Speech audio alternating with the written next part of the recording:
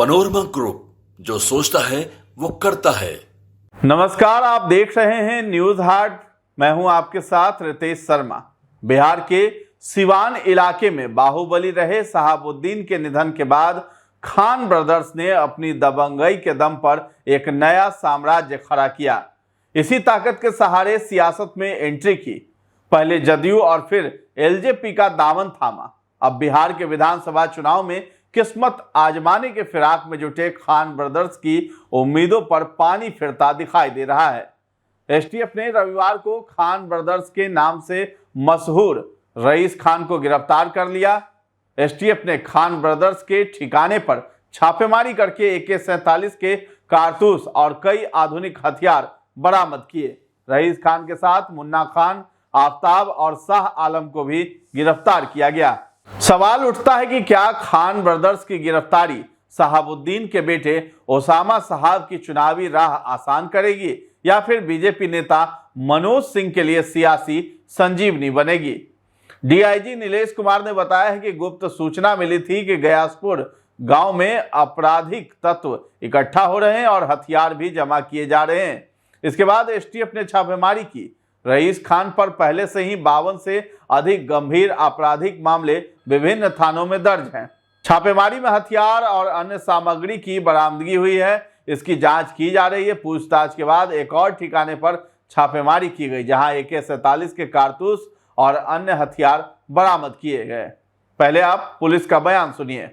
आफ्ताब आलम पर भी 6 केस में वो आरोपित रहा है और मुन्ना मियाँ भी 3 केस में आरोपित रहा। 47 की बड़ी मात्रा में कारतूस बरामद हुई है और कुछ रेगुलर वेपन बरामद हुई है।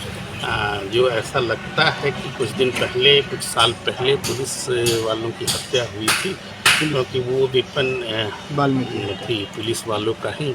नीलेश कुमार ने बताया है कि कुछ साल पहले ही एक पुलिसकर्मी की हत्या हुई थी। ऐसा लगता है कि यह हथियार पुलिस वालों का ही है। गिरफ्तार चारों आरोपियों से पूछताछ की जा रही है। इसके बाद उन्हें गिरफ्तार कर आगे की कार्रवाई की जाएगी। बता दें कि 2023 में गुप्त सूचना के आधार पर सिवान पुलिस छापेमारी करने गई थी। दोनों तरफ से गोलीबारी भी हुई थी। ड्यूटी पर तैनात सिपाही वाल्मीकि यादव की गोली लगने से मौत हो गई थी। पुलिस के अनुसार हमलावरों ने हथियार भी लूटे थे। पुलिस को आशंका है कि वही हथियार बरामद किए गए हैं। इस घटना में आरोपी रईस खान ने खुद को निर्दोष बताते हुए हाईकोर्ट में जमानत अर्जी दाखिल की। कोर्ट ने जमानत अर्जी खारिज कर दी थी, जिसके बाद रईस खान ने कोर्ट में आत्मसमर्पण किया था। कोर्ट के आदेश पर ही उन्हें जेल से रिहा कर दिया गया था। तो सिवान में खान ब्रदर्स की एक वक्त में तूती बोलती थी। सिवान के खान ब्रदर्स अयूब खान और रईस खान दोनों की गिनती बाहुबलियों में होती है। पुलिस के अनुसार दोनों भाई कई आपराधिक घटनाओं में संलिप्त रहे हैं।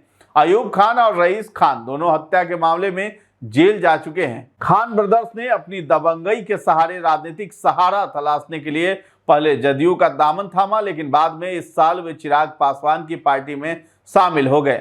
15 जनवरी 2025 को एलजेपी के अध्यक्ष और केंद्रीय मंत्री चिराग पासवान ने अपनी उपस्थिति में खान ब्रदर्स को पार्टी की सदस्यता दिलाई थी। सिवान के सहुली गांव में सदस्यता कार्यक्रम का आयोजन किया गया था। वे 2025 के विधानसभा चुनाव में रघुनाथपुर सीट से किस्मत आजमाने के फिराक में थे और चिराग की एलजेपी से टिकट के दावेदार थे। हालांकि एसटीएफ के एक्शन और गिरफ्तारी के बाद खान ब्रदर्स के चुनाव लड़ने पर संकट गहरा गया है।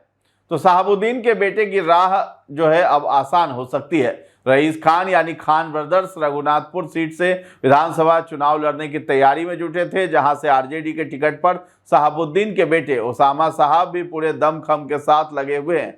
मुस्लिम यादव बहुल रघुनाथपुर सीट आरजेडी की सेफ सीट मानी जाती है। सिवान के सदर विधायक अवध बिहारी चौधरी और रघुनाथपुर के विधायक हरिशंकर यादव ने आरजेडी कार्यकर्ता सम्मेलन में ओसामा साहब को पगड़ी बांधकर उनकी दावेदारी तय कर दी थी। ओसामा साहब के विधानसभा पहुंचने की राह में सबसे बड़ी बाधा खान ब्रदर्स ही बन रहे थे।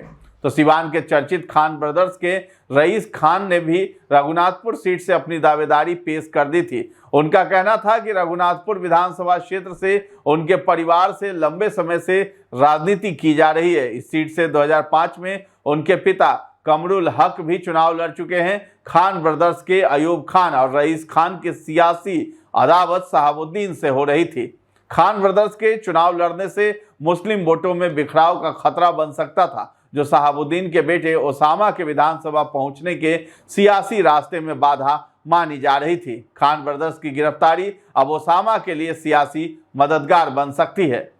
मनोज सिंह के लिए भी ये मददगार हो सकता है। रघुनाथपुर सीट पर ओसामा को टक्कर उनके पिता शहाबुद्दीन के बचपन के दोस्त मनोज कुमार सिंह से होने की चर्चा है। मनोज सिंह बीजेपी से विधानसभा चुनाव का टिकट मांग रहे हैं। मनोज सिंह वर्तमान में कोऑपरेटिव के अध्यक्ष हैं और रघुनाथपुर सीट के प्रबल दावेदार माने जा रहे हैं। एनडीए की सीट शेयरिंग में अगर ये सीट बीजेपी के खाते में जाती है तो मनोज सिंह का चुनाव लड़ना कन्फर्म है। मनोज सिंह साफ कह चुके हैं कि अगर गठबंधन में इस सीट पर किसी घटक दल को मौका मिलता है तो चुनावी मैदान में वे ही उतरेंगे। तो बीजेपी से मनोज सिंह ने अपना दावा मजबूती के साथ ठोका है, लेकिन एनडीए खेमे में ये सीट चिराग पासवान भी मांग रहे हैं। चिराग इस सीट से खान ब्रदर्स को चुनाव लड़ाने के फिराक में है, इसीलिए खान ब्रदर्स जदयू से एलजेपी में शामिल हुए थे। अब खान ब्रदर्स की गिरफ्तारी कहीं ना कहीं मनोज सिंह के लिए सियासी संजीवनी भी मानी जा रही है, क्योंकि अब उनकी गिरफ्तारी के बाद एलजेपी की दावेदारी कमजोर पड़ सकती है। यही वजह है कि मनोज सिंह के लिए खान ब्रदर्स की गिरफ्तारी सियासी रूप से फायदेमंद मानी जा रही है। तो फिलहाल इस खबर में इतना ही है। न्यूज़ हाट के साथ बने रहें और अभी तक हमारे चैनल को आपने सब्सक्राइब नहीं किया है तो जरूर कर लें। धन्यवाद।